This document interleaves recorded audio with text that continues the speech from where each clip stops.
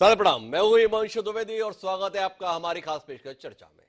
चर्चा के तहत आज एक बार फिर हम इन समय देश में चल रही भारत जोड़ो यात्रा पर बात करेंगे। राहुल गांधी के नेतृत्व में भारत जोड़ो यात्रा गत 7 सितंबर को शुरू हुई थी और कल 16 दिसंबर है। यात्रा अपनी अवधि के 100 दिन कल पूरे कर रही है। बहुत ही महत्वाकांक्षी किस्म की इस यात्रा को लेकर कांग्रेस ने बड़ी उम्मीदें बांधी हुई है। देश को कितनी उम्मीद है ये तो पता नहीं, पर पार्टी के स्तर पर इसको लेकर बड़ी उम्मीद थी। हालांकि पार्टी ने इस बात से स्पष्ट तौर पर इंकार किया था कि ये कांग्रेस की यात्रा नहीं है। इंकार इस बात से भी किया गया था कि ये कोई राहुल गांधी के नेतृत्व में हो रही यात्रा नहीं है। लेकिन सच यही है कि कुल 119 यात्री इस पूरी सफर के दौरान राहुल गांधी के साथ रहने वाले थे, वो साथ बने हुए हैं और राहुल गांधी के नेतृत्व में कांग्रेस की ये यात्रा अभी तक 2500 किलोमीटर से भी लंबा सफर पूरा तय कर चुकी है। इस यात्रा के दौरान अभी 8वां राज्य चल रहा है। कुल 12 राज्य और 2 केंद्र शासित प्रदेश से इसे गुजरना है।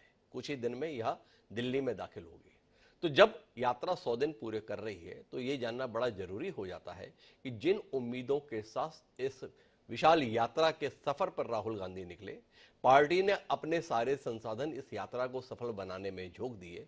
पार्टी के तमाम दिग्गज राजनेता इस दौरान होने वाले चुनावों से दूर रहकर इस यात्रा के हिस्सा बनने में ज्यादा दिलचस्पी लिए। उस यात्रा ने अब तक अपने उद्देश्य में कोई सफलता हासिल की है या नहीं की है। इस यात्रा के संदर्भ में दावा तो यह था कि पिछले कुछ समय में देश में जिस प्रकार से विभाजनकारी ताकतें बढ़ी हैं, जिस प्रकार से देश का वातावरण तथाकथित तौर पर विभाजित हुआ है, उसको दूर करने की दृष्टि से यात्रा है। पर राजनीतिक विश्लेषकों का मानना यह था कि यह यात्रा दरअसल कांग्रेस के खोते हुए जनाधार को वापस पाने के लिए और राहुल गांधी की जो छवि पिछले कुछ समय में एक अलग किस्म की बनी है, उससे निजात पाने के लिए भी ये कवायद है। अगर 100 दिन के सफर पर का मूल्यांकन करते हैं तो इसमें कोई शक की बात नहीं है कि राहुल गांधी ने अपने आप को एक परिपक्व राजनेता के तौर पर प्रस्तुत करने में यात्रा के दौरान सफलता हासिल की है। उनका समर्पण, उनकी निष्ठा, उनकी तपस्या, तीनों के संदर्भ में कहीं ना कहीं देश सोचने के लिए विवश हुआ है। एक व्यक्ति जिसके संदर्भ में यह माना जाता था कि वह एक अगंभीर किस्म की राजनीति करता है, जब जरूरत का वक्त होता है तो विदेश में दिखाई देता है। तो जब इस यात्रा के संदर्भ में ऐलान हुआ था तो संशय था कि राहुल गांधी पूरा पैदल चलेंगे भी कि नहीं चलेंगे, या 2-4 दिन के बाद ही हम उन्हें कारों में बैठे हुए देखेंगे। सवाल इस बात को लेकर भी उठ रहे थे कि क्या राहुल गांधी हर दिन 20 किलोमीटर 30 किलोमीटर पैदल चल सकेंगे। सवाल इस बात को लेकर भी था कि क्या 1 महीने 2 महीने 3 महीने तक राहुल गांधी देश में बने भी रहेंगे। लेकिन इन सारे प्रश्नों के उत्तर तब मिले जब यह देखा कि राहुल गांधी रोज चल रहे हैं। 20-30 किलोमीटर केवल वह चल नहीं रहे हैं, बल्कि जितने लोग चल रहे हैं उनसे कहीं ज्यादा तेज गति से चल रहे हैं। और तीसरी महत्वपूर्ण बात कि वो देश में भी बने हुए हैं। तो राहुल गांधी के स्तर पर उनकी छवि को लेकर तो निखार साफ तौर पर दिखाई देता है, पर उसके अलावा जिन मुद्दों के विषय में ये यात्रा थी कि देश को सोचने के लिए विमर्श करेंगे, महंगाई के संदर्भ में, बढ़ती बेरोजगारी के संदर्भ में, खराब आर्थिक स्थिति के संदर्भ में, सामाजिक रूप से बढ़ती दूरियों के संदर्भ में, उसे प्राप्त करने में इस यात्रा ने कोई सफलता हासिल की है। क्या कांग्रेस के प्रति जनता का रुझान बढ़ा है? तो आज हम इसकी मीमांसा करते हैं। इस मीमांसा का हिस्सा बनने के लिए 4 खास मेहमान हमारे साथ मौजूद हैं। उनसे आपका परिचय कराएं और देश की राजनीति में चर्चा का विषय बनी इस यात्रा पर कुछ गंभीर विमर्श करने की कोशिश करें। उससे पहले समय है आज के विचार सूत्र का। हमारा आज का विचार सूत्र ये कहता है कि to meet myself travel far and wide, अर्थात खुद से मिलने के लिए बहुत दूर तक यात्रा करें। डेविड मिशेल ब्रिटिश अभिनेता हुए, उन्होंने ये बात कही थी। राहुल गांधी इस विचार सूत्र पर अमल कर रहे हैं, पर उनकी पार्टी क्या इस विचार सूत्र पर अमल करते हुए कुछ हासिल कर रही है, यह हमारे जहन में होना चाहिए। और इसके साथ अपनी चर्चा को आगे बढ़ाते हैं। इस चर्चा का हिस्सा बनने के लिए हमारे साथ 4 खास मेहमान हैं। जिस भारतीय राष्ट्रीय कांग्रेस के द्वारा इस प्रकार की यात्रा का आयोजन किया जा रहा है, उसके प्रवक्ता के तौर पर हमारे साथ डॉक्टर अजय उपाध्याय खास तौर पर मौजूद हैं। इस यात्रा के गंभीर किस्म के आलोचक के तौर पर देश के सबसे बड़े राजनीतिक दल के ओर से, अर्थात भारतीय जनता पार्टी की ओर से पूर्व सांसद और मध्य प्रदेश भाजपा के उपाध्यक्ष चिंतामणि मालवीय जी भी हमारे साथ हैं। हमारे साथ जाने माने समाजवादी चिंतक रघु ठाकुर जी खास तौर पर इस कार्यक्रम का हिस्सा बन रहे हैं अपनी तटस्थ राय देने के लिए।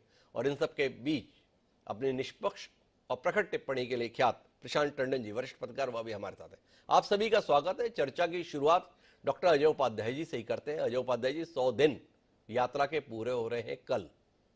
जानना चाहते हैं, यात्रा अब समापन की ओर है। 3,500 किलोमीटर की यात्रा थी। तकरीबन 2,3500 किलोमीटर का सफर पूरा हो रहा है। सफर तो पूरा हो रहा है, पर उम्मीदें पूरी हो रही हैं कि नहीं हो रही हैं, ये जानने में हमारी दिलचस्पी है। थोड़ा रोशनी दीजिए, कहां तक पहुंची आपकी उम्मीदें आसमान को छूने की ओर? डॉक्टर साहब, पहले तो मैं आपको हृदय तल से धन्यवाद दूंगा कि आपने इस चर्चा को कहीं ना कहीं भारत जोड़ो यात्रा के संदर्भ में आज रखा, और जी इतना बड़ा डिबेट और इतने अच्छे पैनल के साथ आप इस डिबेट को ला रहे हैं। ये अपने आप में इस चर्चा की सार्थकता की कहानी यहीं से करती है। जी अदरवाइज राहुल जी पर, कांग्रेस पार्टी पर और कांग्रेस के कार्यकर्ताओं पर बहुत सारे मुद्दे पर रोज आजकल दूसरे दलों, दूसरे चैनलों में चर्चाएं होती हैं, और बार बार मुद्दों से भटका करके कहीं ना कहीं इशू को डाइवर्ट करना रहा है। पर आप जैसे शुद्धि पत्रकार यदि इस चर्चा को समझते हैं कि इस पर चर्चा होनी चाहिए, तो ये अपने आप में इसकी प्रासंगिकता को कहीं ना कहीं साबित करता है। दो तीन मुद्दे हैं जो जल्दी से मैं आपके समक्ष रखना चाहूंगा, आपके दर्शकों के समक्ष। जी आज का, सिर्फ आज की बात करता हूं। आज 3 समूहों से राहुल गांधी जी मिले हैं। डॉक्टर्स का एक समूह था जो स्थानीय स्तर पर क्या समस्याओं का निदान, जन हित में क्या हो सकता है, उनसे बहुत सारे विचार विमर्श हुए। उसके बाद विभिन्न खेल अवार्डी जो अलग अलग खेलों में अवार्ड लिया, खिलाड़ियों से उन मिले, और खिलाड़ियों से मिलकर के उस संबंध में क्या चीजें आगे और बेहतर की जा सकती है, और कांग्रेस रूल स्टेट में भी क्या क्या किया जा सकता है, और विपक्ष में क्या सहयोग के लिए और क्या हम सार्थक संवाद कर सकते हैं, इस पर चर्चा हुई।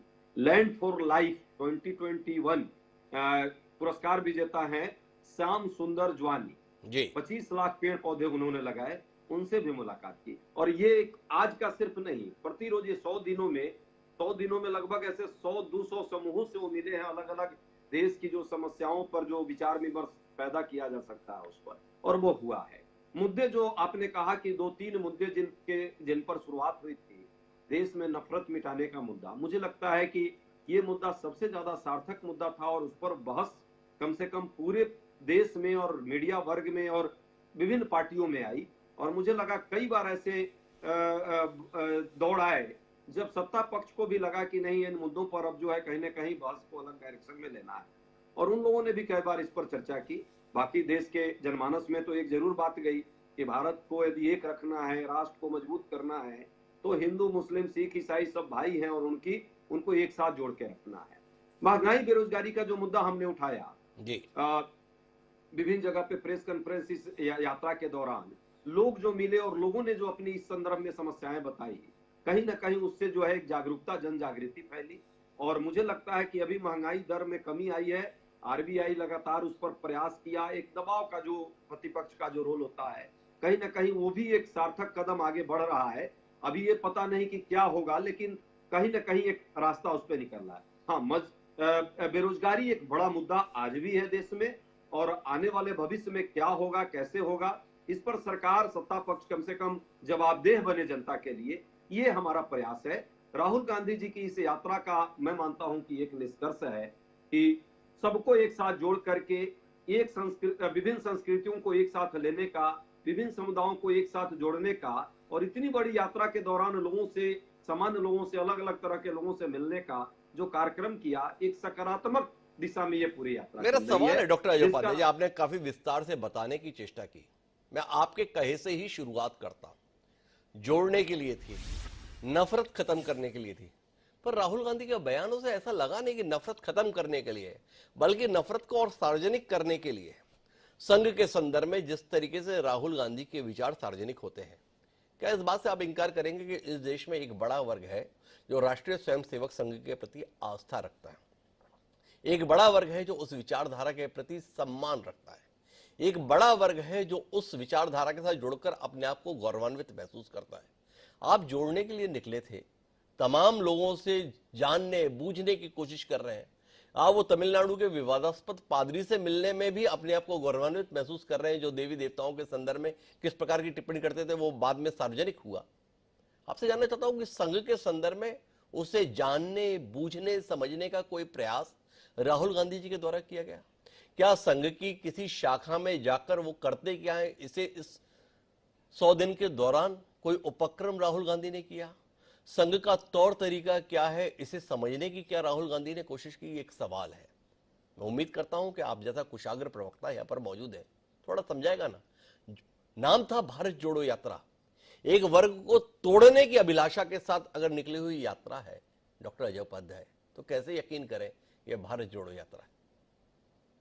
डॉक्टर साहब, कन्याकुमारी से कश्मीर जब हम चल रहे थे, कन्याकुमारी की शुरुआत हुई थी, वहीं से ये बात कहीं ना कहीं चर्चा में थी कि हम जो मुद्दे हैं उन मुद्दों पर ही टिके रहें, और निश्चित तौर पे उसका आशय था सभी धर्म के लोगों से, सभी संप्रदाय के लोगों से बेहिचक होकर के मिले, और जो रास्ते में आए, जो बात करना चाहे, जो समूह मिलना चाहे, उससे जरूर बात है। ये नहीं है कि यात्रा छोड़कर कहीं हम भटक करके जाएं, लेकिन यात्रा के दरमियान और ऐसा हुआ। ठीक कर रहे हैं आप, पादरी से भी वो मिले, वो धर्म गुरुओं से भी मिले, हिंदू धर्म गुरुओं से, इस्लाम के धर्म गुरुओं से भी मिले, और सिख यात्रा आप देखें कि गुरु गोविंद सिंह के उस पर क्या उन्होंने लगातार समय दिया। मैं उनका उद्देश्य ये नहीं था इन धर्मों के जिस्ट को कहीं ना कहीं एक साथ एक मैसेज देने का था, और इन लोगों को आपस में मिलने का। ठीक है, किसने क्या कहा पहले, आगे क्या कहेगा इसकी भी गारंटी नहीं है। जी। उसमें हो सकता है बहुत सारे से जो मिले हैं कोई कुछ विवादास्पद शब्द दे सकता है, लेकिन उनका ये उद्देश्य नहीं था। आरएसएस के संदर्भ में जो आपने चर्चा की है, देखिए आरएसएस के संदर्भ में एक धारणा पूरे देश में है, और मुझे लगता है ये सिर्फ धारणा नहीं है, बहुत हद तक उसमें सच्चाई है। आरएसएस में अच्छे लोग भी हैं, मैं ये भी नहीं कहता कि नहीं है, लेकिन जो सावरकर के पृष्ठभूमि के लोग हैं या सावरकर को मानने वाले हैं, ये आप मानकर चलिए वो गांधी को नहीं मानेंगे, क्योंकि सावरकर और गांधी के विचारधारा दो तरह की विचारधारा है। और सावरकर का विचारधारा जो है, जो पोस्ट है, सावरकर जो वो वाले सावरकर नहीं जो राष्ट्रवादी सावरकर थे। बाद के सावरकर जब जेल से निकले और जिस तरह के हिंदू मुस्लिम एकता में कहीं ना कहीं खलल पड़ा, बहुत सारी चीजें जो जुड़ी हुई है, यदि वही विचारधारा को मानने वाले लोग यदि उसको प्रमोट करेंगे और उसी को हम संवाद के तरीके में लाएंगे तो नहीं चलेगा। उस 20 को यदि आपको निकालना है तो 20 को निकालने के लिए जरूरी नहीं है कि आपको सांप से डसवाना चाहिए, तो वो अनुभव तभी आपको होगा जब डस लेगा सांप। देश देख रहा है कि कौन हिंदू मुस्लिम के ध्रुवीकरण की राजनीति करके सियासत करता है, लेकिन समाज उससे टूटता है। इस समाज का जोड़ना जरूरी है, देश उसी से बना है। सियासत तो होती रहती, आती जाती रहती है, कभी सत्ता मेरी और होगी, डॉक्टर कभी अजय उसकी होगी। उपाध्याय मुझे समझा पाने में नाकाम है। डॉक्टर अजय उपाध्याय को स्वयं भी ये जानने की जरूरत है कि संघ और सावरकर का परस्पर कोई संबंध नहीं रहा है, बल्कि संघ के द्वारा पोषित राजनीतिक दल ने तो सावरकर की पार्टी को ही भारतीय राजनीति में खत्म कर दिया। ये एक ऐतिहासिक सत्य है। जिस राजनीतिक दल से सावरकर जुड़े हुए था उसका नाम था अखिल भारतीय हिंदू महासभा, और उसके समानांतर एक राजनीतिक दल गठित हुआ 1951 में संघ के संरक्षण में, उसका नाम था भारतीय जनसंघ। और जैसे जैसे जनसंघ विस्तार लेता गया, हिंदू महासभा केवल और केवल कागजों में ही सिमटती चली गई। ये एक ऐतिहासिक तथ्य है। दरअसल सावरकर की पार्टी को खत्म करने वाले राजनीतिक दल और संगठन का नाम राष्ट्रीय स्वयंसेवक संघ है। यह इतिहास है डॉक्टर अजय उपाध्याय जी, आपकी जानकारी के लिए केवल। ये तो आज की सियासत है जिसमें भाजपा भी सावरकर के साथ अपने आप को जोड़कर गौरवान्वित महसूस करती है, और आपको भी लगता है कि सावरकर के साथ भाजपा और संघ को जोड़कर आपकी सियासत में कुछ फायदे की स्थिति बन सकती है। पर तथ्य यही है कि सावरकर और संघ एक दूसरे के सहयोगी नहीं बल्कि प्रतिद्वंदी रहे जब तक सावरकर जिंदा रहे। यह एक ऐतिहासिक सच्चाई है। श्यामा प्रसाद मुखर्जी सावरकर को छोड़कर गुरुजी के संपर्क में आकर उनके संरक्षण में एक नए राजनीतिक दल का गठन किए। ये भी इतिहास है, आपकी जानकारी के लिए। बहरहाल हम अपनी चर्चा को आगे बढ़ाते हैं। हमारे साथ इस यात्रा के कटु आलोचक मालवीय जी हैं। क्या उनके चिंतन में कोई बदलाव आया राहुल गांधी के संदर्भ में, ये जानने में हमारी दिलचस्पी है। क्या वो समझ पाए कि एक व्यक्ति त्याग तपस्या के माध्यम से इस देश में इस तरीके से अपने आप को साबित कर सकता है? क्या अब राहुल गांधी के प्रति कुछ सम्मान, कुछ स्नेह का भाव चिंतामणि मालवीय जी आपके अंदर पैदा हुआ? आपके संसदीय क्षेत्र से भी राहुल गांधी गुजर कर गए हैं, उनकी चरण धूलि उज्जैन से भी पड़ी है। तो आपसे जानना चाहता हूं, बाकी को छोड़े, क्या चिंतामणि जी के चिंतन में कुछ परिवर्तन कर पाने में राहुल गांधी सफल रहे कि नहीं रहे, जानने में दिलचस्पी हमारी। देखिए, राहुल गांधी जी की छवि निश्चित रूप से एक अस्थिर चित्त व्यक्ति की थी जो थोड़ी सुधरी है, इसमें कोई वो नहीं, और हर व्यक्ति को मानना पड़ेगा। लेकिन जिस तरह के वक्तव्य और जिस तरह के बयान उन्होंने दिए हैं, यदि वो न देते तो शायद उनकी छवि को ज्यादा लाभ होता। मैं एक जो उनकी उसी की समीक्षा करना चाहता हूँ। और मैं तो कहना चाहता हूँ कि ठीक है वो निकले, लेकिन जनता को वो टच नहीं कर पाए। जी। और उनके साथ जिस तरह के निकले लोग, उन्होंने अनेक प्रश्नों को जन्म दिया। भले ही वो स्वरा भास्कर हो, रघुराम राजन हो, कन्हैया कुमार तो उनके हीरो बने हुए हैं, सारी प्रेस वार्ताएं वही लेते हैं, तो इनका मन तो नहीं बदल गया होगा। योगेंद्र यादव तो पूरी इस व्यवस्था के नियंता है, शुरुआत उन्होंने इसको, उनका ब्रेन चाइल्ड है ये कह सकते हैं। तो ये तमाम टुकड़े टुकड़े गैंग के सदस्य राहुल गांधी का चेहरा आगे करके क्या करना चाहते हैं? जी। वस्तुतः मुझे ऐसा लगता है कि राहुल गांधी जी यहाँ उपकरण बने हुए हैं। जो दूसरे प्रकार के लोग हैं, जो देश विरोधी चिंतन रखते हैं, उनका चेहरा आज राहुल गांधी जी बन गए हैं। दूसरी बात यह है कि वो इतने ही जोड़ने निकले हैं, तो एक भी शब्द उन्होंने अतिवादियों के खिलाफ नहीं कहा, एक भी शब्द उन्होंने मुस्लिम आतंकवादियों के खिलाफ नहीं बोला। वो सारा जो तोड़ो और ये भारत तोड़ने का जो जिम्मेदारी वो केवल हिंदुओं पे लाद रहे, ये संदेश उनके वक्तव्यों से बार बार आता है कि भारत जोड़ने का काम जो है वो हम कर रहे हैं, और जो हिंदू लोग हैं ये भारत तोड़ते हैं। और मैं बहुत विनम्रता से रोकना चाहूंगा चिंतामणि जी, थोड़े उन बयानों को सार्वजनिक कीजिए ना, जिससे ये बोध होता है कि राहुल गांधी हिंदुओं को इस देश को तोड़ने के लिए जिम्मेदार ठहरा रहे हैं। हम भी समझना चाहते हैं, अभी तो समझ में नहीं आया। ये तो आपने खुलासा किया कि राहुल गांधी ऐसा बोल रहे हैं जैसे हिंदू जो है भारत तोड़ रहे हैं। थोड़ा समझाइए ना हमें चिंतामणि जी, इतनी गंभीर बात आपने कह दी। बार बार अनावश्यक रूप से वीर सावरकर को लेकर के आए, वीर सावरकर के खिलाफ उन्होंने अनर्गल टिप्पणी करी, संघ के बारे में वो बार बार बात करते रहे। तो सीधी सीधी बात है, उन्होंने जमायत इस्लाम के बारे में कुछ नहीं कहा, आतंकवादियों के बारे में कुछ नहीं कहा, जो मदरसे नफरत परोस रहे हैं हमारे बच्चों में उनके बारे में कुछ नहीं कहा। अरे भाई देश जोड़ना है तो सब, तो आप नफरत छोड़ना है तो सभी से बोलो नफरत छोड़ो। केवल नफरत केवल हिंदू कर रहे हैं, इस तरह का संकेत वो करना चाहते हैं, और उन्हें देश ही जोड़ना है। ये तो बहुत खोखले नारों पे निकली हुई यात्रा है, इसका कोई तात्विक आधार नहीं है। कोई बस ये निकले हैं और निकल गए हैं, इनका केडर मोबिलाइज हुआ है। कांग्रेस के कार्यकर्ताओं को बहुत समय बाद अवसर मिला कि वो अपने बड़े बड़े पोस्टर छपा सके। जिनको चुनाव में चुनाव लड़ने की तैयारी करना है या अपने आप को दिखाना है, उनको अभिव्यक्ति का मौका मिला है। इसके सिवा इसका कोई असर नहीं, क्योंकि जनता जो है वो राहुल गांधी के पदचिन्हों को नहीं पकड़ती है, जनता विचार को पकड़ती है। आप क्या बात कर रहे हैं, क्या मुद्दे लेकर के आए हैं? तो मुद्दा विहीनता, खोखली नारों पर, खोखली बातों पर निकली हुई है यात्रा।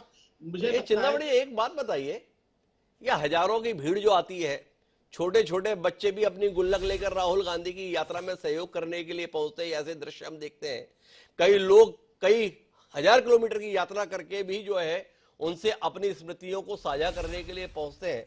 तो ये भीड़, ये उन्माद, ये जोश किस लिए, जब जनता से जुड़ी नहीं तो? देखिए, जो केडर का जुड़ना और भीड़ का जुड़ना, ये दोनों को आप अलग नहीं कर सकते। भीड़ का मतलब होता है कि जन सामान्य उसमें आए, मतलब में भीड़ हो सकती है, केडर है उनका बहुत बड़ा, जिस उज्जैन से निकले, लेकिन लोग जो है वो 200-200 किलोमीटर तक के आए थे कांग्रेस के कार्यकर्ता, तो वो तो दिखेंगे ही, निकलेंगे तो।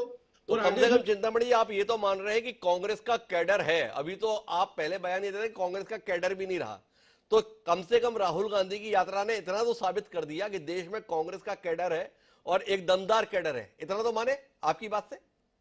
केडर है, दमदार केडर होता तो 20 साल सत्ता से बाहर थोड़े रहते। आप तो अपनी बात से इतनी जल्दी पलट जाते हो कि ऐसा तो सुबह निकला हुआ सूरज भी शाम तक का इंतजार करता है डूबने के लिए। आप तो मिनट भर नहीं लेते चिंतामणि जी। अभी बता रहे थे कि कैडर है, कैडर के कारण से दिखता है, और जैसे मैंने कहा कि आपने मान लिया है कि कैडर है, तुरंत इंकार कर दिया। कमाल है। बहरहाल चिंतामणि जी थोड़ा और विचार करेंगे, लेकिन मेरे पास इसमें तटस्थ राय देने के लिए दो खास पैनलिस्ट हैं। रघु ठाकुर जनता से जुड़े हुए व्यक्ति हैं, उन्होंने चुनावी राजनीति में हार जीत के स्थान पर हमेशा मुद्दों को महत्व दिया। राहुल गांधी भी लगातार ये कहते हुए आए कि इस यात्रा के राजनीतिक मायने न निकाले जाएं। एक खास बात जो आज उन्होंने कही, अलग अलग बयानों के भी चिंतामणि जी बात कर रहे थे, कल उन्होंने कुछ बयान दिए, वो बयान बड़े महत्वपूर्ण हैं। राजस्थान कांग्रेस के प्रदेश अध्यक्ष हैं डोटेसरा, वो अपने नेता की प्रशंसा कर रहे थे, और प्रशंसा करते हुए उन्होंने बताया कि एक महात्मा गांधी थे जो यात्रा पर निकले थे और उन्होंने आजादी दिलाई, और अब राहुल गांधी निकले। अमूमन कोई भी नेता होता है ऐसी प्रशंसा सुनकर मुग्ध हो जाता है, पर जब राहुल गांधी बोलने के लिए खड़े हुए तो उन्होंने ऐतराज कर दिया। मैं इस तुलना को सही नहीं मानता। कोई भी व्यक्ति महात्मा गांधी की जगह नहीं ले सकता, कम से कम मैं तो हरगिज नहीं। साथ ही उन्होंने यह भी कहा कि इस बात का बहुत बखान मत कीजिए कि पंडित जवाहरलाल नेहरू ने क्या कहा, क्या किया, इंदिरा गांधी ने क्या किया, राजीव गांधी ने क्या किया। उस दौर में उनसे जो हो सका वो उन्होंने किया। अभी बात केवल इस बात की करनी चाहिए कि कांग्रेस आगे क्या करके देश के लिए देगी, हम आने वाली पीढ़ी के लिए क्या करके देंगे। राहुल गांधी इस तरीके से बोलेंगे, ऐसी उम्मीद पहले नहीं की जाती थी। मैं रघु ठाकुर जी से समझना चाहूंगा क्या बदलाव राहुल गांधी के संदर्भ में और उस यात्रा को लेकर एक समाजवादी चिंतक क्या देख पा रहा है, जानने में देश की दिलचस्पी है। रघु जी। जी नमस्कार हिमांशु जी। जी आपको बहुत बहुत धन्यवाद कि आपने एक बहुत महत्वपूर्ण विषय पर चर्चा शुरू की है। उसमें काफी बदलाव आया है जी और लोग ऐसा मानने लगे हैं कि नहीं, इनमें इनकी जो छवि बना दी गई थी पहले, जी जो उनके लिए शब्दों का इस्तेमाल होता था कि पप्पू और वगैरह वगैरह, उससे अभी लोगों की भिन्न राय बनी है और हुआ कि नहीं, व्यक्ति में भी कुछ गुण है, कुछ क्षमताएं हैं। जी तो ये उनके निजी व्यक्तित्व के विकास के लिए तो काफी फायदेमंद है। जी अब दूसरा सवाल है कि इस यात्रा का जो उद्देश्य है, तो मैं ऐसा मानता हूं कि उनका उद्देश्य तो वास्तव में राजनीतिक है, और भले वो उसको अराजनीतिक कह रहे हो या उनकी पार्टी अराजनीतिक कह रही हो, पर तो उद्देश्य राजनीतिक है। मैं तो उद्देश्य को छिपा के चलने की भी आवश्यकता नहीं है, क्योंकि जो राजनीतिक व्यक्ति है, राजनीतिक दल के लोग हैं, अगर वो राजनीतिक यात्रा निकालते तो कोई बुराई की बात नहीं। और एक सगुण मुद्दा अगर वो लेके चलते हैं कि जो सगुण मुद्दा में कुछ कार्यक्रम भी होते हैं, हम बदलाव में क्या कार्यक्रम चाहते हैं। अभी जो नफरत छोड़ो भारत जोड़ो यात्रा का जो मुद्दा है, ये निस्संदेह सही बात है कि देश के अलग अलग हिस्सों में अलग अलग प्रकार की एक दूसरे के प्रति भावनाएं बनी है, परंतु एक देश के पैमाने पर एक मुद्दा ही जरूर मुद्दा है। हमें याद है कि बाबा आमटे ने भी यात्रा एक बार निकाली थी जी भारत जोड़ो, जात पात की बातें छोड़ो, भारत जोड़ो, पर उस यात्रा के बाद भी कोई परिणाम नहीं निकल पाया। चंद्रशेखर जी ने यात्रा निकाली थी, उसका कोई परिणाम नहीं निकल पाया। पर गांधी की जो यात्रा थी, गांधी की यात्रा एक मुद्दे को लेकर थी कि नमक के बनाने के ऊपर जो रोक लगाने वाला कानून है, ये जो वजीशता है, ये हम इसकी खिलाफत करते हैं। तो इसमें मुद्दा स्पष्ट नहीं है, और इस स्पष्ट नहीं होने की वजह से इसका जो प्रभाव है वो बहुत दूर तक जा पाएगा, ऐसा मुझे वो लगता नहीं। तीसरी बात मैं जो कहना चाहता हूँ कि जो लोगों से मिल रहे हैं, अभी आपने से अपनी बात में शुरू में कहा था कि वो 3 समूह से आज मिले हैं, कल भी कुछ समूह से मिले हैं, चर्चा कर रहे हैं, परंतु जिस प्रकार की सुरक्षा में वो यात्रा हो रही है, उतनी सुरक्षा में क्या कोई सामान्य व्यक्ति के साथ चर्चा करना संभव है? जी अभी हमको जो लोग उस यात्रा से लौट के आए थे, उन्होंने पूछा कि भाई व्यवस्था किस प्रकार। अब हम लोग इसमें शामिल नहीं है कि उन्होंने राजनीतिक दलों को इसमें चर्चा में शामिल नहीं किया। वो कुछ स्वयंसेवी संगठन है, उनकी बातों पर या उनके कहने के साथ या उनको साथ लेके चल रहे हैं, और ये जो उनके एजेंडे में गड़बड़ियां आ रही हैं कई सवालों को लेकर, कुछ वजह ही यही है। जैसे सावरकर का मामला है जी, वर्कर की गुणों को, कमियों को, दोनों को जानते हैं, परंतु अगर आप भारत को जोड़ने निकले हैं तो आपको इसको बोलने की भी कोई जरूरत नहीं है। इसे जरूरत भी नहीं है कि जब आपकी दादी श्रीमती इंदिरा गांधी ने उनके नाम का डाक टिकट जारी किया बम्बई में जाकर के, उनका सम्मान किया, तो आपको इस देश को भी छोड़ने की आवश्यकता नहीं है। देश के सामने और जो ज्वलंत मुद्दे हैं, देश में जो बेरोजगारी है, देश में जो गरीबी है, देश में जो विषमताएं बढ़ रही हैं, ये सवाल महत्वपूर्ण है, सवाल पर चर्चा होती। परंतु हमने तो एक और अनुभव किया कि जब वो चले थे तो कारपोरेट का नाम ले रहे थे, आगे आते आते उन्होंने कारपोरेट का नाम लेना बंद कर दिया है। अभी ये कहना शुरू किया है कि हम कारपोरेट के एकाधिकार के खिलाफ है। तो ये एक निर्गुण बात हो गई, ये सगुण कार्यक्रम नहीं हुआ। तो अगर अच्छा होता कि वो कुछ सगुण कार्यक्रम लेते और राजनीतिक व्यक्ति की राजनीतिक यात्रा करने में कोई बुराई नहीं होती है। जो यात्रा के बारे में ब्यौरा हमको जो मिला, जो जानकारियां मिली है कि सुरक्षा के उपाय, स्वाभाविक उनके परिवार के कई लोगों की हत्याएं हुई हैं, तो उनकी जानकारी के चिंता सोरख हम सब भी चिंता करते हैं कि उस पर रहे, अच्छे रहे। पर उस सुरक्षा में क्या सामान्य व्यक्ति के साथ कुछ समाज होना संभव है? जो तो इसके लिए तो मैं वापस डॉक्टर अजय उपाध्याय के पास जब जाऊंगा उनसे उत्तर लेने की कोशिश करूंगा। पर रघु ठाकुर जी 2 बात कह रहे हैं जो समझने की है कि राहुल गांधी की छवि निखरने के संदर्भ में तो कोई संशय नहीं है, इसमें कमोबश पैनल एक राय हो रहा है। चिंतामणि जी भी भरे मन से ही सही पर यह मानने के लिए तैयार है, हाँ राहुल गांधी के संदर्भ में सुधार तो हुआ है।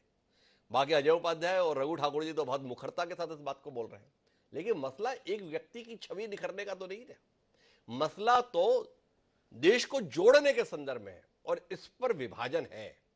राहुल गांधी अपनी मान्यताओं से क्षण भर भी बदलने के लिए तैयार इस पूरी यात्रा में नहीं दिखे। अगर आप देश समझने निकले हैं तो आप कुछ नया समझ रहे हैं तो वो बदलाव दिखना चाहिए। मेरे साथ प्रशांत टंडन जी हैं। क्या प्रशांत टंडन जी आप उस बदलाव को देख पा रहे हैं कि आप एक जड़ता में आपने एक धारणा बना ली, अब यात्रा में निकले तो आप नए नए लोगों से मिल रहे हैं, नए नए लोगों से मुलाकात कर रहे हैं, तथ्यों को समझ रहे हैं, तो उम्मीद करते हैं कि आपकी सोच में कुछ परिवर्तन आएगा। पर जो भाषा, जो शब्द यात्रा की शुरुआत में थे, आज 99 दिन बाद भी राहुल गांधी उन्हीं बातों को दोहरा रहे हैं। एक इंटरव्यू आज सोशल मीडिया में छाया हुआ है जो उन्होंने पूर्व आरबीआई गवर्नर रघुराम राजन के साथ संवाद करते हुए किया है, उसमें कमोबेश बातें वही हैं जो वो पहले दिन बोल रहे थे। तो प्रशांत टंडन जी, मैं आपसे समझना चाहता हूं कि 100 दिन में राहुल गांधी ने अपनी सोच में बदलाव क्या लाया? देखिए, आपने शुरू में कहा कि सवाल राहुल गांधी का नहीं है जी और इसको इस ढंग से समझे कि राहुल गांधी की जगह ये यात्रा कोई और कर रहा होता। जी मैं ये कह रहा हूँ कि इस तरीके का मोबिलाइजेशन, इस तरीके का संवाद आवश्यक था देश के लिए। जी और इसलिए आवश्यक था क्योंकि हमारी जो लोकतंत्र, हमारा लोकतंत्र है, बहुत विविधताओं से भरा पड़ा है समाज हमारा, कॉम्प्लेक्स डेमोक्रेसी है हमारी। और उस कॉम्प्लेक्स डेमोक्रेसी में जो पहला सिद्धांत है वो डायलॉग का। जी आप मनमोहन सिंह से लेकर नरेंद्र मोदी तक को गिनिए और नरसिम्हा राव को भी गिनिए। आप जो प्रधानमंत्री हुए उनमें संवादहीनता थी। जी एक लंबा वक्त गुजरा भारत का इसमें कि लोकतांत्रिक तरीके से चुनाव प्रधानमंत्री में संवादहीनता थी। आप इंदिरा गांधी से तुलना कीजिए, राजीव गांधी से तुलना कीजिए, वीपी सिंह से तुलना कीजिए, देवगौड़ा से तुलना कीजिए, उनमें संवादहीनता नहीं थी। वाजपेयी जी से तुलना कीजिए, वाजपेयी जी के समय में प्रधानमंत्री कार्यालय कवर कर, जी जब मर्जी आता था जाता था, अंदर से बात करता था, हंसी मजाक होती थी। तो ये संवादहीनता 3 प्रधानमंत्रियों के बीच में होकर गुजरी है देश में। तो ये संवाद स्थापित करना जनता से किसी भी लोकतांत्रिक व्यवस्था की पहली शर्त है। जी दूसरे की देखिए, लोकतंत्र जो है वो रायशुमारी है। जी चाहे वो नीतियां हो, कानून हो, कुछ भी व्यवस्था बनानी हो, आप लोगों से बात करेंगे। वो संवादहीनता दिखाई दी किसानों से बगैर बात किए कृषि कानून आ गए, जी या तमाम ऐसे मसले। और केवल ही नरेंद्र मोदी सरकार का मसला नहीं है। जी मैं मनमोहन सिंह की सरकार के समय का भी बता दूं आपको कि संवादहीनता उनके अंदर भी थी। तो ये संवादहीनता को तोड़ना एक आवश्यक था, जो हो रहा है। जी दूसरा, इस संवादहीनता के दौर में हुआ क्या है? देखिए, नेताओं को जनता, जो पिछले 2-3 पीढ़ी की जनता निकल गई, वोटर मतदाता, उसने नेताओं को अपने बीच में देखा ही नहीं। नेता हेलीकॉप्टर से उतरता है, एसपीजी के घेरे में होता है, बुलेट प्रूफ गाड़ियों में होता है, आता है, भाषण देता है, उड़ जाता है। नेता से संवाद ही नहीं रहा जनता का। जी वो उसको छू नहीं सकता, उससे अपनी बात नहीं कह सकता। मेरे ख्याल से राहुल गांधी की ये कोशिश रही है और इसमें कुछ हद तक कामयाबी उनको मिली है कि लोग जुड़ रहे हैं। जी क्योंकि रैलियां होती हैं, बसें आती हैं, बस के हम आप सब जानते हैं कि वो लोग कैसे आते हैं। जी तो इसमें ये दिख रहा है कि ऑर्गेनिक लोग दिखाई दे रहे हैं, पहली बात। दूसरा कि देखिए, एक और बहुत इंपॉर्टेंट बात है कि राजनीतिक पार्टी, बहुत सैद्धांतिक बात मैं कर रहा हूँ क्योंकि ये पॉपुलर परसेप्शन की बात नहीं कर रहा हूँ। जी एक राजनीतिक पार्टी चुनाव लड़ने की मशीन नहीं होती है कि वो 24 घंटे चुनाव चुनाव चुनाव करती रहे, डेटा एनालिसिस करती रहे, सोशल मीडिया और एनालिटिक्स करती रहे। राजनीतिक पार्टी डेमोक्रेसी का एक बहुत इंपॉर्टेंट स्टेक होल्डर है। जी वो जनता के लोगों की नुमाइंदगी करता है विधानसभाओं में और लोकसभा में और राज्यसभा में।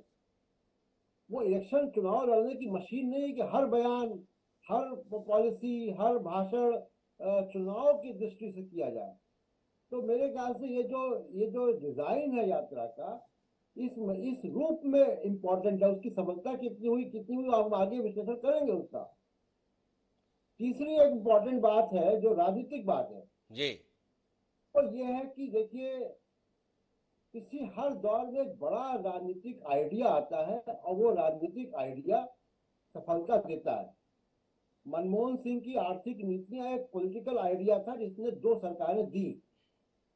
राम मंदिर एक पॉलिटिकल आइडिया था जिसने 3-4 सरकारें दे दी, 2 नरेंद्र मोदी की भी दे दी, जी वाजपेयी जी की भी 1.5 सरकार दी उसने। मंडल कमीशन भी एक पॉलिटिकल आइडिया था जिसने वीपी सिंह को प्रधानमंत्री बना दिया बगैर पार्टी के आदमी को। जी तो हर दौर का एक बड़ा पॉलिटिकल आइडिया होता है जो उस राजनीतिक विचार को, पार्टी को जो उसको आगे करती है, उसको सत्ता तक ले जाता है। ये टेस्ट करना बाकी है, लेकिन मुझे लग रहा है कि इस वक्त के मौजूदा दौर में एक जो पॉलिटिकल आइडिया दिख रहा है जमीन पर उतरता हुआ, वो ये भारत जोड़ो यात्रा है। अब वो पिछले परिपाटी में खरा उतरेगा नहीं उतरेगा ये हम आगे देखेंगे। मैं प्रशांत जी बीच में रोकना चाहूंगा, इसमें पॉलिटिकल आइडिया कहाँ है? मतलब पॉलिटिकल आइडिया मतलब आप सड़क पर यात्रा पे निकल गए हैं, इससे देश में सरकार बना लेंगे, ये आपका कहने का आशय है, या इसके पीछे कोई और विचार है जो अभी तक हम नहीं समझ पाए, तो वो आप हमसे साझा करेंगे? ये विचार, देखिए विचार तो कांग्रेस पार्टी का नहीं, लेकिन जो मैं देख रहा हूं कि एक की जो बहुत ज्यादा पोलराइज सोसाइटी है, चाहे वो धार्मिक आधार पे, आर्थिक मुद्दों के आधार पे। अब जैसे मान लीजिए रघुराम राजन की आप बात कर रहे थे, जी अब रघुराम राजन की बात में भी बहुत पोलराइज्ड ओपिनियंस है। जी इस पोलराइज्ड ओपिनियन के समाज में जो संवादहीनता है, जी हम बात करने को राजी नहीं है, जी सबने अपनी अपनी पोजीशंस ले रखी है। तो मुझे लगता है कि ये जो संवादहीनता टूटेगी अगर पिछले अगले कुछ वर्षों में, वो एक पॉलिटिकल आइडिया को जरूर जन्म देगी। पॉलिटिकल आइडिया को जन्म पॉलिटिकल पार्टी नहीं देती, समाज। प्रेरणा जी आपने सारी बात कह दी, लेकिन जो मेरा बुनियादी सवाल था, आप बार बार जोर इस बात पे दे रहे हैं कि संवादहीनता है देश में, उस संवादहीनता को खत्म करने में राहुल गांधी कामयाब होते हुए दिख रहे हैं, पर उस संवादहीनता का परिणाम क्या है? मेरा सवाल इस बात को लेकर था। राहुल गांधी संवाद करने से पहले जिस सोच के साथ अपने शब्द व्यक्त कर रहे थे, इतने संवाद के बाद भी वही शब्द व्यक्त कर रहे हैं, उसमें कोई बदलाव नहीं है, कोई परिवर्तन नहीं है। सावरकर के संदर्भ में, संघ के संदर्भ में, मोदी जी के संदर्भ में, सरकार के संदर्भ में, कहीं पे भी तो कोई बदलाव नहीं है। दावा था जोड़ने का, विभाजन पर ही खड़े हैं। ये मेरा सवाल है, आपको कोई बदलाव दिख रहा है? राहुल गांधी जेपी नहीं है, राहुल गांधी विनोबा भावे नहीं है। राहुल गांधी एक राजनीतिक पार्टी के व्यक्ति हैं और उनका काम है, विपक्षी दल के नेता है, उनका काम है सरकार का विरोध करना। उसमें कैसे कॉम्प्रोमाइज करें? घोड़ा घास से दोस्ती कैसे कर लेगा? तो घोड़ा घास से दोस्ती कैसे कर लेगा, ये सवाल है। पर दावा तो यही किया गया था कि हम जोड़ने के लिए निकले हैं। तो टंडन जी जो बात कह रहे हैं उसमें विरोधाभास आ रहा है। मैं वापस अजय उपाध्याय जी के पास चलता हूं, लेकिन उससे पहले एक हस्तक्षेप चिंतामणि जी से लेना चाहता हूं, क्योंकि प्रशांत टंडन जी की बात में एक आरोप है संवादहीनता का। क्या कहना चाहेंगे चिंतामणि जी? ये सवाल हर तरफ से उठता है, एक तरफा बात होती है आपके नेता के द्वारा, मतलब वो आए, कहे और चले गए, सुनने की जरूरत ही नहीं है। राहुल गांधी है, देखिए हर जगह पर बुला रहे हैं, बैठ रहे हैं और ज्यादा से ज्यादा सुन रहे हैं। क्या कहते हैं? देखिए, मुझे ऐसा लगता है कि थोड़ा सा हमको अलग परिप्रेक्ष्य में भी सोचना पड़ेगा। मन की बात जो बहुत यूनिक कार्यक्रम माननीय प्रधानमंत्री जी ने शुरू किया, अगर उनकी तरफ बात है, इशारा है, ना बिल्कुल उसकी तरफ नहीं है। मैं रोकना चाहूंगा चिंतामणि जी, बिल्कुल उसके संदर्भ में नहीं है। प्रधानमंत्री मन की बात करें, इसका तो हमेशा स्वागत है और वो एक बेहतरीन कार्यक्रम है। और देश के प्रधानमंत्री हर हफ्ते आकर कुछ नए विचारों के साथ में देश से रूबरू होते हैं, इसकी सराहना ही होनी चाहिए। बात जो हो रही है वो इस संदर्भ में हो रही है कि 8 साल से ज्यादा समय हो गया प्रधानमंत्री का, आज तक एक प्रेस कॉन्फ्रेंस नहीं की गई प्रधानमंत्री के द्वारा। वह कभी मीडिया से सीधे रूबरू होकर बात करने की कोशिश ही नहीं करते हैं। अगर कभी आते भी हैं तो एक बयान दिया और चले जाते हैं, कभी टीवी में प्रकट होते हैं, अपनी बात कहते हैं और चले जाते हैं। इसके संदर्भ में बात है। इवन पार्टी के संदर्भ में भी जो बैठकें होती है संसदीय दल वगैरह में भी, उसके संदर्भ में भी जो खबरें आती है माननीय चिंतामणि जी, वो यही आती है, एक तरफा संवाद होता है। वो खड़े होते हैं, अपनी बात कहते हैं और उसके बाद चल देते हैं। तो इसके संदर्भ में कुछ कहना चाहेंगे आप? इस लोकतांत्रिक व्यवस्था के अंदर ये एक तरफा संवाद को लेकर इशारा था प्रशांत टंडन जी का। क्या कहते हैं चिंतामणि? नहीं, मैं उनके इस वक्तव्य का पूरा सम्मान करता हूं, लेकिन वो थोड़ा सा निर्जीव विवेक से देखें विषय को। जो आप बताइए कि जो मन की बात है वो तो पूरे देश के लोगों की सुनते हैं, तब उनमें विषय आते हैं, तब उस पर वो बात करते हैं। इसका मतलब संवाद तो उनका है। आप प्रधानमंत्री से अपेक्षा करेंगे कि वो जन जन से बात करें, तो मुझे लगता है ये अन्यथा है। दूसरी बात यह है कि ये कहीं ना कहीं जो आरोप विहीनता है उसका परिचायक है, कि कोई आरोप ही नहीं है उनके अरे खिलाफ। कमाल हो गया चिंतामणि जी, आपने इतना समय अटल जी के साथ बिताया और उसके बाद भी हमसे कह रहे हैं आप ऐसी उम्मीद कर रहे हैं, ये बात तो बड़ी गलत है। अटल जी के साथ इतना समय गुजारने वाले चिंतामणि मालवीय जी, आज संवाद के संदर्भ में हमने बात कर दी तो हमें समझाने चले कि ये आप कैसी बातें कर रहे हैं। कमाल की बात है चिंतामणि जी, आप वाकई कमाल है। बहरहाल मैं अपनी चर्चाओं को अभी केंद्रित रखता हूँ। जी चिंतामणि जी, कुछ कहना चाह रहे हैं आप? ना मैं यही कह रहा हूँ कि ये आरोप विहीनता है कि कोई आरोप उनके खिलाफ बनता नहीं, तो फिर एक इजाद कर लिया, एक फैब्रिकेट कर लिया, अरे साहब आप संवाद नहीं करते। मुझे लगता है कि सबसे ज्यादा संवाद करने वाला कोई प्रधानमंत्री तो नरेंद्र मोदी है। उनके तो कपड़े भी संवाद करते हैं, उनके तो जो स्वरूप है वो भी संवाद करता है लोगों से। और यही कारण है, आप देखिए कि जब किस मौके पर उन्होंने कौन से कपड़े पहने, ये भी संवाद है उनका। तो आप संवाद की ऐसी क्या बात पराकाष्ठा है। के व्यक्ति से डायरेक्ट संवाद की, पर जनता से जो जुड़ाव कौन से उनका है। सूट की याद दिलाना चाह रहे हैं चिंतामणि जी अचानक? आप जानने में दिलचस्पी हो गई लोगों की। बहरहाल मैं चर्चा को आगे बढ़ाता हूं और मैं वापस डॉक्टर अजय उपाध्याय के पास रुख करता हूं। अजय उपाध्याय जी वापस मुद्दे पर आते हैं और मुद्दे में जानना चाहते हैं कि यात्रा अब संपूर्णता की ओर अग्रसर है। क्या हासिल होगा इस यात्रा के माध्यम से? रघु ठाकुर जी ने सवाल उठाया, यात्राएं तो पहले भी हुई, कुछ निकला नहीं। एक गांधी जी की यात्रा के संदर्भ में उद्देश्य था, तो जो उसने अपने उद्देश्य को प्राप्त किया, नमक तोड़ो कानून के संदर्भ में दांडी यात्रा को लेकर। तो राहुल गांधी जिस यात्रा को लेकर निकले हैं उसको लेकर क्या उम्मीद कर रहे हैं आप? क्योंकि हमारी बात तो सपने के साकार होने को लेकर ही है। जितनी जगहों से आप यात्रा लेकर निकल रहे हैं, कुल 37 सीटें उसमें आपने जीती हुई हैं। 37 को कितना कर लेने की उम्मीद कर रहे हैं? सवाल सीधी बात, क्योंकि सब यही बोल रहे हैं कि एक राजनीतिक व्यक्ति से राजनीतिक उम्मीद तो करनी ही चाहिए। तो डॉक्टर अजय उपाध्याय आपसे सीधा पूछ ले रहे हैं, राहुल गांधी का बहाया हुआ पसीना आपकी सीटों को सींचकर कहां तक पहुंचा देगा? सम्मानित रघु ठाकुर साहब का वाकई उनके जो विश्लेषण थे, क्योंकि वो गार्जियन की तरह हम सबके लिए हैं और भारतीय राजनीति का एक उनका अलग चेहरा, एक अलग चरित्र, उनकी एक अलग सोच, एक अलग उनका विचार है और वो विचार भारत के विचार से मिलता है। मैं सलाम करता हूं उनके विचार को और मुझे खुशी होती है जब भी उनके साथ में बैठता हूं। आज उन्होंने जो भी विचार रखे हैं, मैं उनके विचार को काउंटर करने का अधिकारी नहीं हूँ।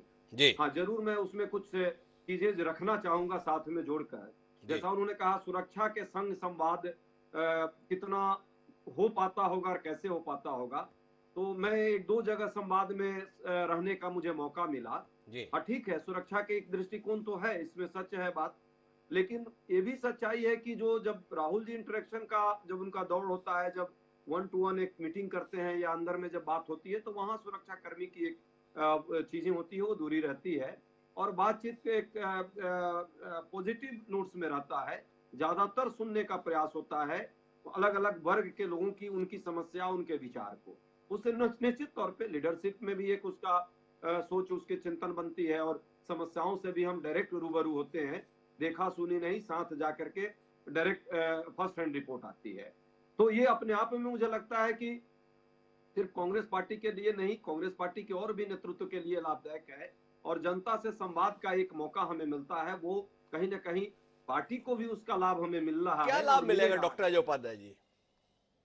हमेशा इस बात को लेकर शिकायत हुई है कि राहुल गांधी इस देश को अभी तक समझ नहीं पाए। उम्मीद जागी हम सबको कि अब तो पदयात्रा पर निकले, समझ जाएंगे। अभी खबरें आ रही हैं कि यह यात्रा दिल्ली पहुंचकर विराम लेने वाली है। 24 दिसंबर से लेकर 2 जनवरी तक यात्रा विराम पर रहेगी। जिनका आपके प्रति अतिशय प्रेम है, जिनका आपसे अगाध स्नेह है, जो आपके संदर्भ में ही दिन रात सोचते रहते हैं, ऐसे तमाम लोग सोशल मीडिया पर सक्रिय हो गए और वो बता रहे हैं भारत जोड़ो अभियान क्रिसमस से लेकर न्यू ईयर की पार्टियों में व्यस्त रहेगा। आपसे जानना चाहता हूं डॉक्टर अजय उपाध्याय, आप राजनीति कर रहे हैं, हिंदुस्तान में सियासत कर रहे हैं, और ऐसे महत्वपूर्ण कार्यक्रम को क्रिसमस से लेकर न्यू ईयर ईव तक स्थगित कर रहे हैं, क्या संदेश जाएगा देश में? विचार नहीं करते? थोड़ा रोशनी दीजिए। डॉक्टर साहब, आज 100 दिन है, 100 दिन मतलब 3 महीने से ज्यादा का समय है लगभग। और राहुल गांधी जी जब से यात्रा पर निकले हैं, दिल्ली जरूर एक बार वो आए थे किसी राजनीतिक कार्यक्रम के लिए। हमारे राष्ट्रीय अध्यक्ष का जब उनको अध्यक्ष का जो शपथ ग्रहण था, कभी यहाँ पे रात्रि विश्राम उन्होंने नहीं किया। क्या ये अपने आप में कहने के लिए अब इसके बाद कुछ बचता है? और जो यात्रा 1 सप्ताह का स्थगन का मामला जो है, विराम का मामला है, वो उसके टेक्निकल कारण है, जिसको हमारे राष्ट्रीय अध्यक्ष जो नेता हैं, जो मीडिया विभाग के हेड हैं जयराम रमेश जी ने आज नहीं कई दिन पहले उसको प्रेस कॉन्फ्रेंस के माध्यम से आप सबको बुला करके कहा कि जो कंटेनर है इतने दिनों से चल रहा है, उसके रख रखाव का और उसको मेंटेनेंस की जरूरत है। और यहाँ से ठंड बढ़ेगी आगे, आप समझ रहे हैं कश्मीर तक जाने में ठंड का समय आ रहा है। अजय उपाध्याय जी, मैं तो सब समझ रहा हूं, पर क्या इस देश को कांग्रेस और माननीय राहुल गांधी जी समझ रहे हैं? इस पर सवाल कर रहा हूं। सत्य क्या है ये अलग बात, और समझा क्या जा रहा है ये अलग बात। एक तरफ नरेंद्र मोदी हैं, जिनका एक एक कदम आप देख नहीं रहे थे, चिंतामणि जी अभी हमें समझा रहे थे। अरे क्या संवाद की बात करते हो? मोदी जी के तो कपड़े भी संवाद करते हैं, कहां वो क्या पहनते हैं उससे भी संदेश जाता है। हिमाचल जाते हैं तो वो कौन सी टोपी पहनते हैं, जब वो जम्मू कश्मीर जाते हैं तो कौन सा शॉल ओढ़ते हैं, इसके साथ भी अपने आप को कनेक्ट कर लेते हैं। एक नेता की इस कुशलता के संदर्भ में आलोचना होनी चाहिए, सराहना होनी चाहिए, विचार का विषय हो सकता है, पर उन्हें यह समझ है क्या जनता को भाएगा, क्या जनता को लुभाएगा, क्या जनता मेरे साथ में जुड़ जाएगी। मेरा आपसे सीधा सवाल है डॉक्टर अजय उपाध्याय कि क्रिसमस से लेकर न्यू ईयर ईव तक इस यात्रा को स्थगित रखना, क्या राहुल गांधी की पुरानी छवि वापस लौटाने की कोशिश नहीं देखी जाएगी? जिस तरीके से मैंने बताया कि आपके प्रति प्रेम रखने वाले लोग सोशल मीडिया में सक्रिय हैं, भरी पड़ी हुए हैं, फेसबुक, इंस्टाग्राम, ट्विटर पे बाढ़ लगी हुई है। चिंतामणि जी को भी अभी जानकारी हो गई, देख लीजिएगा, शर्त लगाता हूं कुछ ही घंटों में चिंतामणि जी भी इस पर अपना विचार साझा कर ही देंगे देश के साथ। क्या कहते हैं आप? चूक नहीं जाते आप नाजुक मौकों पर?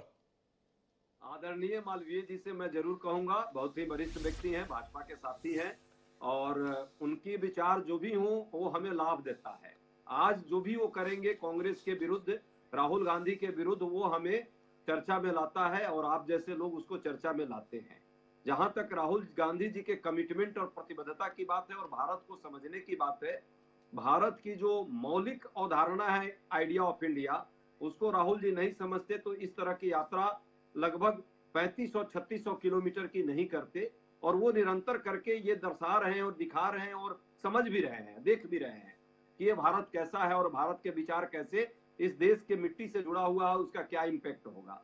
चुनावी संदर्भ में आपने जरूर डॉक्टर साहब बात की है, जिसको मैं उत्तर देना चाहूंगा जी। हो सकता है राजनीतिक, ठीक कह रहे हैं आप, विनोबा भावे नहीं है जैसा प्रशांत जी ने कहा, वो गांधी जी भी नहीं है और उन्होंने स्वयं भी स्वीकारा, रहे भी नहीं। मैं भी कहता हूं, जो लोग कहता है राहुल गांधी महात्मा गांधी है, तो मुझे लगता है वो सिर्फ महज उनको खुश करने के लिए है, उससे ज्यादा नहीं है।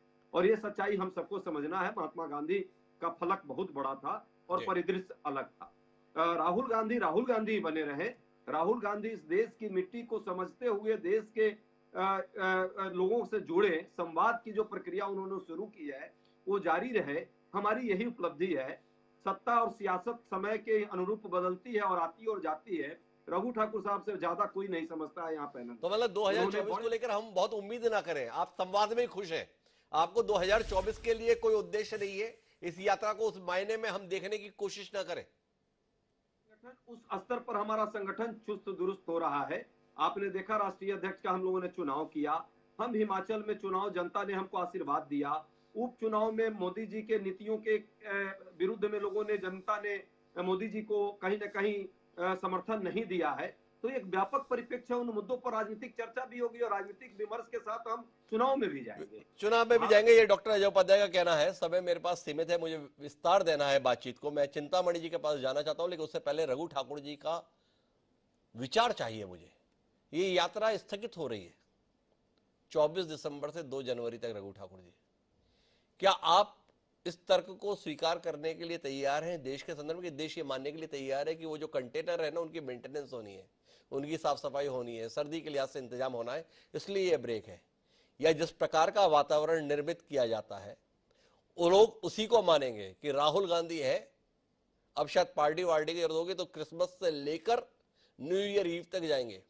उनके हिंदू होने और उनकी यूरोप के साथ संबद्धता को लेकर प्रश्न चिन्ह खड़े किए जाते रहे, उनको संबल मिलेगा, उन सवालों को मदद मिलेगी इस ब्रेक के चलते। क्या कहते हैं रघु ठाकुर जी? हिमांशु जी, मुझे 2-3 बहुत महत्वपूर्ण बातें कह रहे हैं, आप बीच में रुकना मत जी।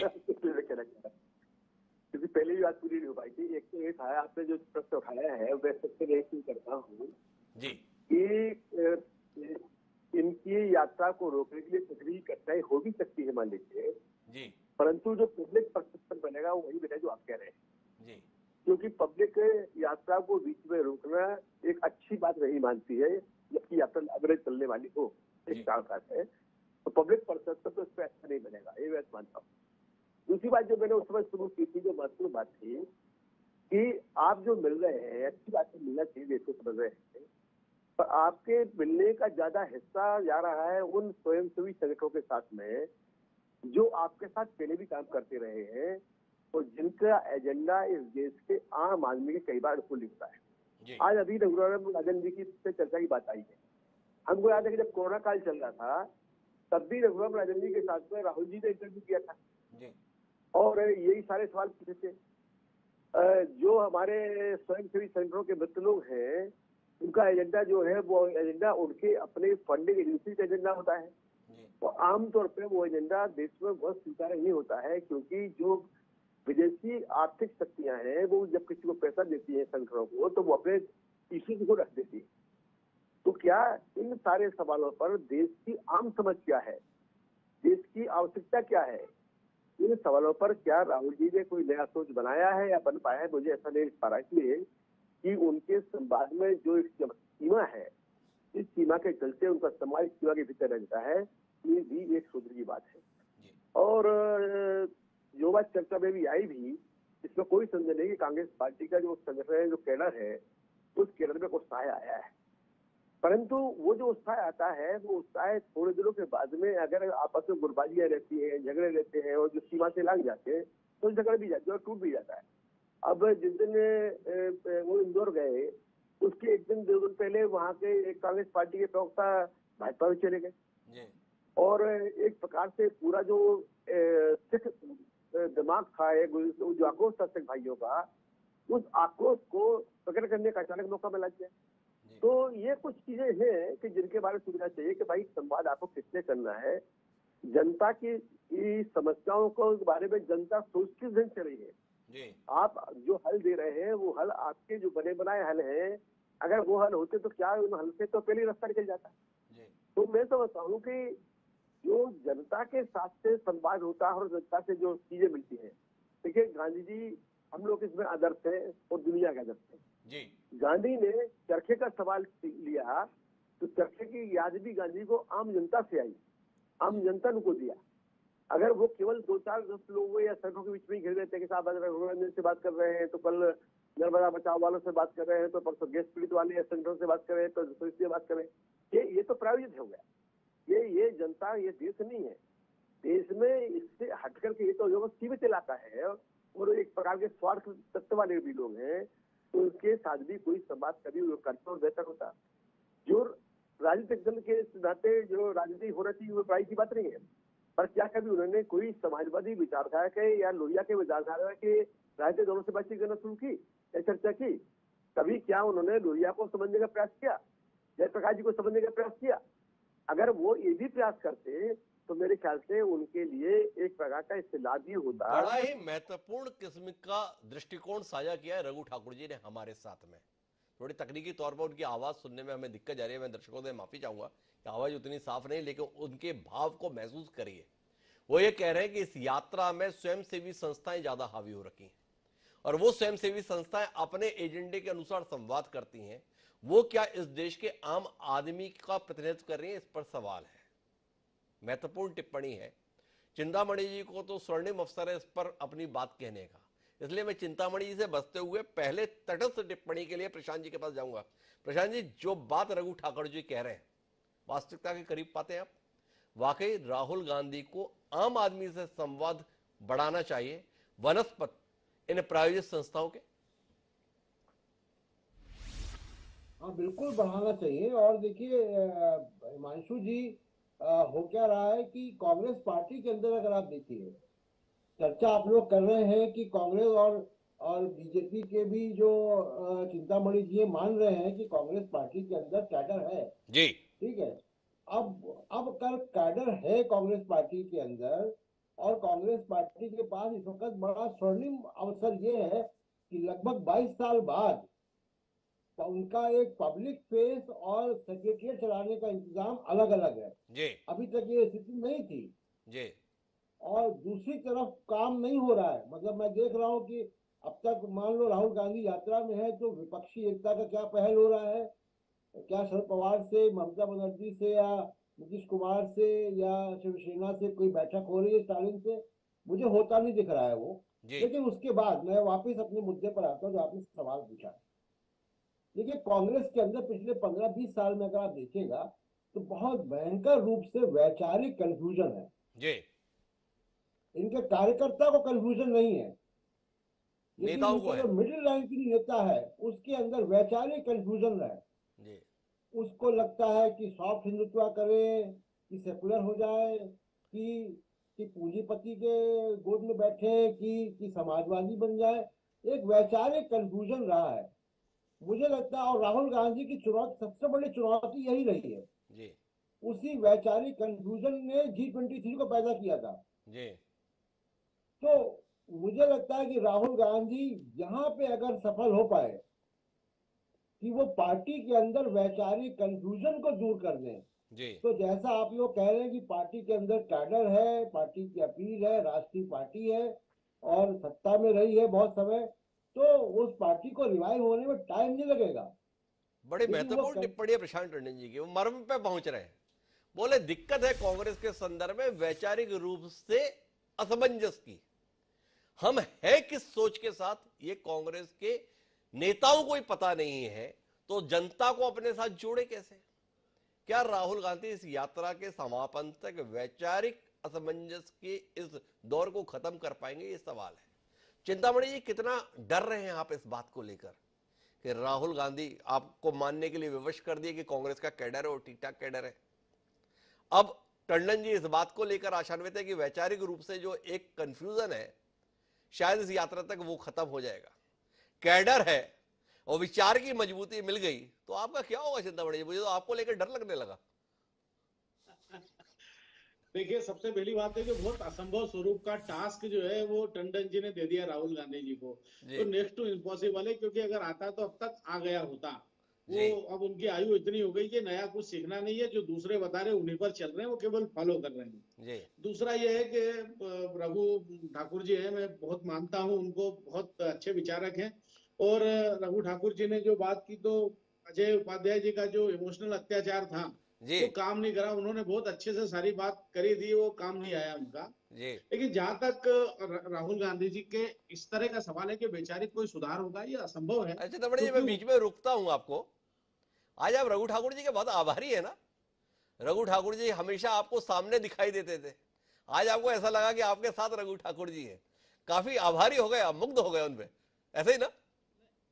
रघु ठाकुर जी बहुत निष्पक्ष विश्लेषक हैं, बहुत दार्शनिक और बहुत अच्छे अध्येता हैं। मैं उनको बहुत मानता हूं। अनेक विषयों पर मैंने उन्हें सुना है और मैं उनमें तो लोहिया की छाया देखता हूं। ऐसे विचारक, ऐसे चिंतक ही कम है। तो मेरी अपेक्षा मैं बहुत जल्दी मोदी जी की नीतियों पर एक कार्यक्रम करूंगा चिंतामणि जी, और उसमें रघु ठाकुर जी को साथ में बिठाऊंगा और फिर देखूंगा कि आपके विचार उनके संदर्भ में क्या है। बहरहाल हम चर्चा को आगे बढ़ाते हैं जी। तो कुल करके जो आपका सवाल है, इसमें देखिए मल्लिकार्जुन खड़गे को ये कहीं जैसा कि अभी टंडन जी ने बोला कि भाई अब संगठन कोई और देखेगा, जनता कोई और। तो आप देखिए कि कितना बड़ा अपमान है मल्लिकार्जुन खड़गे का कि किसी भी पोस्टर पर मल्लिकार्जुन का फोटो नहीं है, कहीं दिखाई नहीं देता। उनको तो केवल ऐसा एक बना दिया गया है। तो राष्ट्रीय अध्यक्ष की स्थिति ये है। और राहुल गांधी जी, अरे चिंतामणि, आप कैसी बातें कर रहे हैं? राहुल गांधी की इस त्याग और तपस्या और कांग्रेस की इस त्याग और तपस्या पे आप सवाल उठा रहे हैं। कांग्रेस ने साफ इंकार कर दिया कि ये हमारी यात्रा नहीं है, हमारा इस यात्रा को समर्थन है, पर ये जनता की यात्रा है। कांग्रेस ने अपना चुनाव चिन्ह तक इस यात्रा के किसी बैनर पोस्टर में नहीं लगाया, और आप चाहते हैं कि जिसमें कांग्रेस की पार्टी का नामो निशान नहीं है उसमें खड़गे जी का फोटो होना चाहिए। ऐसा वाकई ये खुद भी भ्रमित है और जनता को भी भ्रमित कर रहे हैं, लेकिन जनता भ्रमित होने वाली नहीं है। और जो जो चीजें बताई, देखिए पहली चीज है दर्शन, वो इनके पास है नहीं, दे हैव नो फिलोसफी। नेता इनके पास स्वीकार्य नहीं है, जनता को, केडर को स्वीकार्य, नीति इनकी कोई है नहीं, कार्यकर्ता इनके पास है भटका हुआ है, कार्यक्रम इनके पास है नहीं। तो कुल करके ये पार्टी खाली पार्टी है। ये दौड़ लगा रहे हैं उस केवल जो इतने समय का है, उनके पास कोई आधार है, उसी को रिवाइव कर रहे हैं। कुछ नया नहीं है इनके पास। चिंतामणि जी कह रहे हैं कि नहीं नहीं, अभी भी हमारा मामला बना रहेगा, नेता कैडर को स्वीकार है, जनता को स्वीकार नहीं। टंडन जी कुछ कहना चाह रहे हैं, आखिरी टिप्पणी मैं उनकी लूंगा, फिर समापन में अजय उपाध्याय से करूंगा। जी टंडन जी। बिल्कुल एक छोटी सी बात केवल चिंतामणि जी से कहना है कि देखिए, वो नड्डा जी के पूरक है कांग्रेस में, खड़गे जी। तो आपने अभी हिमाचल का चुनाव किया, नड्डा जी के पोस्टर पर लड़ा नहीं, वो सब कुछ कह दिया टंडन जी ने अपनी एक लाइनर में, वन लाइनर बोलते हैं इसे हमारी भाषा में, एक लाइन में बता दिया। कुछ नहीं है खड़गे जी, बिल्कुल आपकी बात के साथ है चिंतामणि जी। टंडन जी वो कह रहे हैं वो कांग्रेस में नड्डा जी के पूरक है, जैसे नड्डा जी आपकी पार्टी में, वैसे कांग्रेस में माननीय खड़गे जी हैं। साफ बात कह दी उन्होंने, बुरा मत मानिएगा। बहरहाल मैं आखिरी टिप्पणी के लिए डॉक्टर अजय उपाध्याय आपके पास रुक करता हूं। कल 100 दिन पूरे होंगे, किस संकल्प के साथ? आपकी आखिरी बात।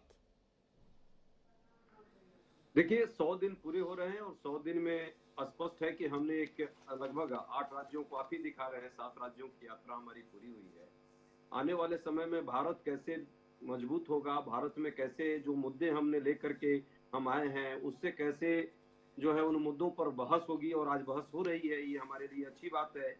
माननीय रघु ठाकुर जी ने कहा कि लोहिया और जेपी के विचारों को, राहुल गांधी का जो थिंकिंग प्रोसेस है और जिस तरह से उन्होंने राइट्स पीपुल्स को, जनता को देने का काम किया, अलग अलग अधिकार अलग अलग कानूनों के माध्यम से जब वो थे और जब वो निर्णय लेने का प्रयास करते थे, आज भी उन मुद्दों पर संघर्ष करते हैं। तो मुझे ऐसा नहीं है, उनमें जेपी भी दिखते हैं, विनोबा भी दिखते हैं, लोहिया जी भी दिखते हैं, नेहरू भी दिखते हैं, गांधी भी दिखते हैं। तो वो एक वैचारिक तौर पे वो हमारा विचार है, जो भारत का विचार है, भारत की प्रस्तावना में जो धर्मनिरपेक्ष समाजवादी जो सोच है उसी पर हम चल रहे हैं। हाँ, कुछ कमी हमें है, हम भी उसको प्रयास कर रहे हैं, उसको इस यात्रा के प्रोसेस में उसको खत्म करें। जनता से संवाद हमारा भी टूट गया था एक समय में, राहुल गांधी जी ने उस जनता से संवाद करने का प्रयास किया और उसका हमको बड़ा समर्थन मिल रहा है। हमारे कार्यकर्ता भी उससे उत्साहित हुए हैं और साथ में जो मुद्दे थे वो मुद्दे भी आम जनमानस में गए, क्योंकि आज के डेट में राष्ट्रीय मीडिया उन मुद्दों को उठा नहीं पाती है। मोदी जी के चाहे जिन कारणों से हो, बट मोदी जी के असफलताओं को जनता के बीच ले जाने में वो डरती है। तो राहुल गांधी जी डायरेक्ट संवाद में है। आदरणीय मालवीय जी का काम निश्चित तौर पे विरोध करना हो, करेंगे, मैं कैसे आशा करूंगा कि वो समर्थन हमको करेंगे।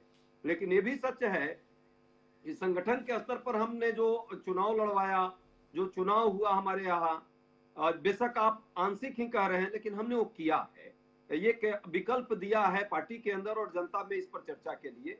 और ये भी राहुल जी के कहीं ना कहीं सोच का परिणाम था, नहीं तो चाहते तो बन जाते दोबारा राष्ट्रीय अध्यक्ष। तो ये एक प्रक्रिया है, पार्टी हमारी कहीं ना कहीं सकारात्मक नोट पे चल रही है और सामाजिक मुद्दों को भी हम राजनीति के केंद्र में लाना चाहते हैं। इस पूरे यात्रा का ये उद्देश्य 100 दिन पूरा होते होते हमने इसको करने का प्रयास किया है। मिला के सामाजिक मुद्दों को देश के केंद्र में लाना चाहते हैं और उसमें हम सफल हो रहे हैं, ये कहना है डॉक्टर अजय उपाध्याय का। लेकिन डॉक्टर अजय उपाध्याय विचार कीजिएगा, रघु ठाकुर जैसे चिंतक सवाल उठा रहे हैं आपके संवाद की शैली पर यात्रा के दौरान। उनका मानना है स्वयंसेवी संस्थाएं ही इस देश का प्रतिनिधित्व नहीं करती हैं। आम आदमी से जुड़ने की कोशिश कीजिए, उनको समझने, जानने, बूझने की कोशिश कीजिए। दूसरी महत्वपूर्ण बात यह है कि आपको भले ही राहुल गांधी में विनोबा भी दिखते हो, जेपी भी दिखते हो, नेहरू भी दिखते हो, इंदिरा भी दिखती हो, लेकिन इस देश के लोगों को राहुल गांधी में एक भरोसेमंद नेता दिखना चाहिए, तभी आपका उद्धार हो सकता है। तीसरी और महत्वपूर्ण बात यह है कि इस देश में अगर आपको नेतृत्व लेना है, अगर इस देश को दिशा देने का काम आपको करना है, तो इस देश के निवासियों की मूल भावना को समझना होगा। आप कितने ही तर्क दीजिए डॉक्टर अजय उपाध्याय, पर हर कांग्रेसी के जहन में यह सवाल है कि जब हम भारत जोड़ो यात्रा पर निकले हुए हैं, तो ऐसे महत्वपूर्ण मौके पर बीच में उस समय पर विराम, जिस समय को लेकर सवाल रहते हैं, पूरा देश, पूरी दुनिया में एक छुट्टी का मूड होता है, तो क्या देश जोड़ने के काम में भी छुट्टी ली जा सकती है? ये सवाल आपकी पार्टी को परेशान करेगा। आज नहीं तो कल शायद आप मेरे इस विचार के साथ खड़े होंगे। डॉक्टर उपाध्याय, विचार कीजिएगा कि अगर नाजुक मसलों पर आप अपने प्रतिद्वंदी के मुकाबले ऐसी बड़ी चूक करेंगे तो आपका मामला बनेगा कैसे? बहरहाल इतना तय है कि राहुल गांधी ने इस यात्रा के माध्यम से अपने आप को एक समर्पित राजनेता के तौर पर स्थापित करने में सफलता हासिल कर ली है, पर क्या उनकी ये कोशिश पार्टी को पुनः स्थापित कर पाएगी, ये अभी भी संशय के घेरे में। इसके लिए हमें इंतजार करना होगा। बहरहाल आप सभी मेहमानों का बहुत बहुत धन्यवाद इस सरगर्भित चर्चा का हिस्सा बनने के लिए। समय है अब आज के शेर का। हमारा आज का शेर ये कहता है कि ये कह के दिल ने मेरे हौसले बढ़ाए हैं, ये कह के दिल ने मेरे हौसले बढ़ाए हैं, गमों की धूप के आगे खुशी के साए हैं। माहिर उल कादरी ने ये शेर लिखा था। हम ये शेर राहुल गांधी को समर्पित करते हैं। वह एक संघर्ष के संदर्भ में यात्रा पर निकले। हमारी शुभकामनाएं उनके साथ। बहरहाल अब मुझे दीजिए याद, कल फिर मिलेंगे नए विषय के साथ। तब तक के लिए सादर प्रणाम।